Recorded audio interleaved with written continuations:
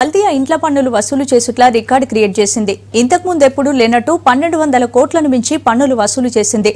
అర్ధరాత్రి దాకా ఇంకో 200 కోట్లు వసూలు అవుతాయని అంటున్నారు బల్దియా ఆఫీసర్లు.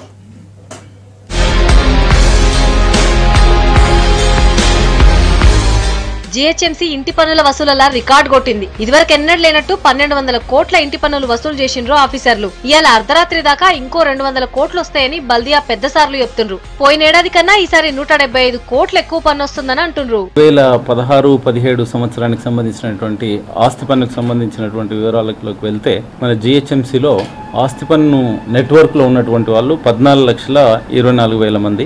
దాంట్లో పోయిన సంవత్సరం 5,44,000 మందికి 2001 రేట్స్ బట్టి వేవర్ కూడా ఇవ్వటం జరిగింది. అండ్ దీంట్లో residential 11.77, non residential 2.30 and mixed ఒక 17,000. అట్లా యాన్యువల్ డిమాండ్గా చూసినట్లయితే 1112.59 కోట్లు యాన్యువల్ డిమాండ్. అంటే ఈ రోజు రాత్రి 12 గంటల వరకు ఉంటుంది.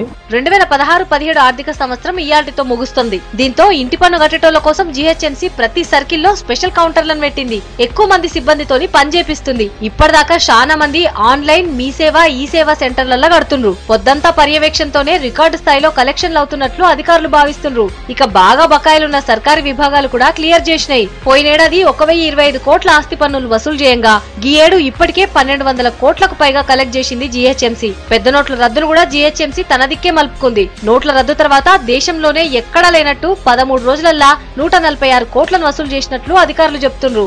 పోయిన సంవత్సరం అత్యధికంగా, అంతకుముందు సంవత్సరం 177 కోట్లు వస్తే 15-16లో 16-17లో 212 కోట్ల రూపాయలు ప్రజలు కట్టి ఆ యొక్క స్కీమ్ ను యూటిలైజ్ చేసుకున్నారు. మనం ఈ లక్కీ డ్రా స్కీమ్ ఒకటి మేలో ఇంట్రొడ్యూస్ చేసాం. మామూలుగా ఏప్రిల్లో 5% రిబేట్ అయినాక మళ్ళీ నెక్స్ట్ మార్చ్ వరకు చూసుకుంటూ ఉంటాం. అప్పుడు కూడా మనకు మంచి స్పందన వచ్చింది. 30 కోట్ల రూపాయలు ఎస్బిహెచ్ ద్వారా లక్కీ లాటరీలు ఎవ్రీ వీక్ ఇవ్వడం వలన ఒక 31 కోట్లు మేలోనే మనం కన్విన్స్ చేసి ప్రజలను కలెక్ట్ చేసాం. అట్లాగే ఇది జూన్ వరకు కూడా ఎక్స్టెండ్ చేసాం. జూన్ మాసంలో మరింత పుంజుకుంది లక్కీ డ్రా స్కీమ్ చేసి 81.84 కోట్లు జూన్ మాసంలో. మామూలుగా అసలు వసూలు కావు, చాలా తక్కువ వసూలు అవుతాయి. అప్పుడు కలెక్ట్ చేయడం జరిగింది.